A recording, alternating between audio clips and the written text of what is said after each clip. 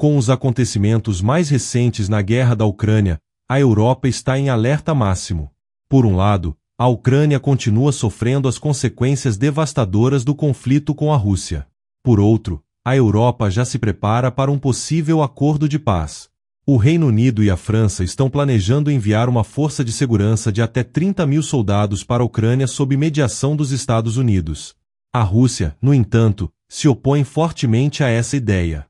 Enquanto isso, a Europa aguarda apoio dos Estados Unidos, mas Washington impôs condições duras, tanto para os europeus quanto para os próprios ucranianos. Diante desse cenário, surge uma grande questão: como essa medida de França e Reino Unido afetará o futuro da Ucrânia e o equilíbrio de poder com a Rússia? Vamos analisar os detalhes mais recentes da guerra na Ucrânia. O Reino Unido e a França lideram os esforços para criar uma força de segurança europeia destinada a evitar futuros ataques russos a cidades, portos e infraestruturas críticas da Ucrânia, caso um acordo de paz negociado pelos Estados Unidos seja alcançado. Autoridades ocidentais afirmam que o plano prevê até 30.000 soldados, com foco principal na defesa aérea e marítima.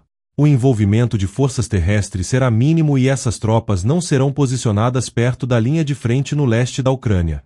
Os objetivos centrais dessa força incluem a garantia da reabertura segura do espaço aéreo ucraniano para voos comerciais, a proteção das rotas marítimas no Mar Negro, fundamentais para as exportações de grãos e alimentos da Ucrânia, e a restauração da infraestrutura energética e dos serviços essenciais do país, que foram sistematicamente bombardeados pela Rússia ao longo de quase 3 anos de guerra. Ainda não está claro se a Ucrânia aprovará essa força europeia. O presidente Volodymyr Zelensky tem defendido um contingente muito maior, entre 100.000 e 150.000 soldados, incluindo tropas americanas. No entanto, na semana passada, o novo secretário de Defesa dos Estados Unidos, Pete Hegseth, descartou qualquer possibilidade de envio de tropas americanas para a Ucrânia. Dessa forma, o tamanho reduzido dos exércitos europeus se torna um problema. Qualquer iniciativa de segurança pós-guerra deve ser limitada a algumas dezenas de milhares de soldados e focada em áreas de superioridade tecnológica, como defesa aérea e cibernética. Para que essa iniciativa tenha êxito, os europeus precisarão de um compromisso sólido de apoio dos Estados Unidos. Segundo um funcionário ocidental, embora nenhum detalhe tenha sido revelado, espera-se que Washington forneça suporte aéreo e logístico, aproveitando sua superioridade militar nessa área. As operações dessa força poderão ser baseadas na Polônia e na Romênia, permitindo que a Europa proteja a Ucrânia sem precisar colocar tropas diretamente em combate. Na tentativa de obter o aval de Washington, o primeiro-ministro britânico Keir Starmer viajará aos Estados Unidos na próxima semana para pressionar diretamente o presidente Donald Trump. O objetivo de Starmer será convencer Trump a apoiar o plano europeu e garantir que essa força de segurança não seja desafiada pela Rússia no futuro. O presidente francês Emmanuel Macron também viajará para Washington com o mesmo propósito. Moscou já deixou claro que não aceitará o envio de tropas ocidentais para a Ucrânia após o fim da guerra. O ministro das Relações Exteriores da Rússia, Sergei Lavrov, declarou que a presença de qualquer força da OTAN sob outro nome seria considerada inaceitável para a Rússia.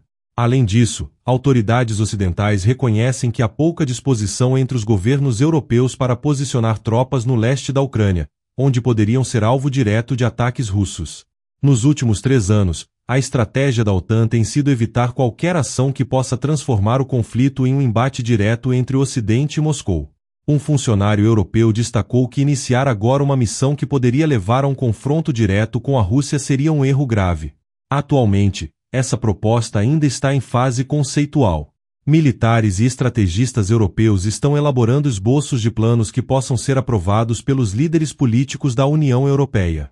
A expectativa é que essa força de segurança seja incluída nas negociações de um possível acordo de paz entre Rússia e Ucrânia. Mesmo que a proposta seja aprovada, a Ucrânia ainda possui grandes reservas de armamentos ocidentais. Nos últimos dias da administração de Joe Biden, os Estados Unidos transferiram arsenais estratégicos para Kiev, garantindo que o país tenha recursos militares suficientes para manter a guerra por mais tempo. De acordo com o Ministério da Defesa ucraniano, cerca de 20% do arsenal da Ucrânia vem dos Estados Unidos, 55% são de produção nacional e 25% são fornecidos pela Europa. Especialistas apontam, no entanto, que as armas americanas são de qualidade superior e fazem grande diferença no campo de batalha. Um oficial ocidental afirmou que o fornecimento de equipamentos continua e que há armas suficientes para que a Ucrânia continue lutando, mesmo com negociações de cessar-fogo em andamento. O presidente francês, Emmanuel Macron, tem se posicionado como um dos principais defensores de uma resposta mais firme contra a Rússia. Em uma recente transmissão ao vivo nas redes sociais, Macron afirmou que a Europa está entrando em uma nova era e que os países do continente precisam se unir contra a ameaça russa. Ele destacou que essa situação obrigará a França e seus aliados a tomarem decisões firmes para garantir a defesa e a segurança do continente. Durante a sessão de perguntas e respostas, que durou mais de 1h30, o presidente francês enfatizou a necessidade de um maior esforço de guerra e levantou a questão da mobilização europeia, sugerindo que França e Reino Unido podem precisar enviar tropas para a Ucrânia no futuro. Emmanuel Macron também deixou claro que pretende persuadir Donald Trump a adotar uma postura mais rígida contra Vladimir Putin. Segundo o líder francês, se Trump ceder terreno para Putin, os europeus serão os primeiros a sofrer as consequências, pois a Rússia se fortalecerá militarmente com o controle da Ucrânia e poderá ameaçar outros países da região. Macron quer convencer Trump de que é do interesse dos Estados Unidos trabalhar em conjunto com os europeus para garantir a estabilidade da região. Ele afirmou que deseja a paz, mas não aceita um cessar-fogo que signifique a rendição da Ucrânia, pois isso criaria um cenário ainda mais perigoso para a segurança europeia. O presidente francês também criticou a intenção de Trump de negociar diretamente com a Rússia sem envolver Kiev. Ele alertou que os europeus precisam intensificar seu esforço de guerra e não podem depender exclusivamente dos Estados Unidos para sua defesa. Nos últimos anos, Washington tem sinalizado que a Europa não é mais sua prioridade estratégica, e Macron argumenta que os países europeus precisam aceitar essa realidade e agir de forma independente. Ele ressaltou que os tempos mudaram e que já não é mais possível contar com os dividendos da paz que existiam no passado. Essa nova era exige que os europeus reconsiderem suas escolhas orçamentárias e aumentem seus investimentos em defesa. Atualmente, a França destina cerca de 2% do seu PIB para gastos militares, mas Macron sugere que esse valor pode precisar aumentar significativamente, chegando a níveis semelhantes aos da Polônia, que investe cerca de 5% de seu PIB em defesa. O presidente francês afirmou que não sabe se o percentual de 5% seria adequado para a França, mas deixou claro que será necessário um aumento considerável.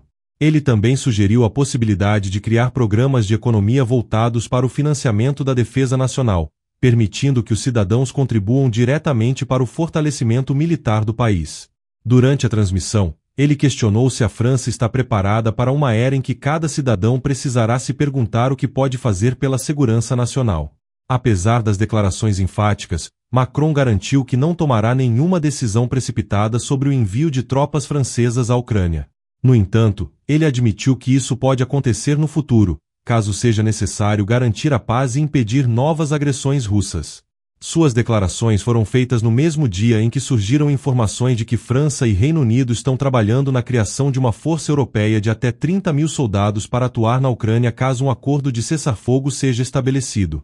Sobre essa força de proteção, Macron afirmou que um exército europeu comum não faz parte do mandato da União Europeia, mas ressaltou que espera que os países do bloco aceitem fortalecer suas capacidades militares de forma conjunta. Ele defendeu a construção de uma base industrial e tecnológica de defesa europeia e afirmou que os países da UE precisam trabalhar juntos para desenvolver novos armamentos, investir em inovação e garantir a interoperabilidade de suas forças militares.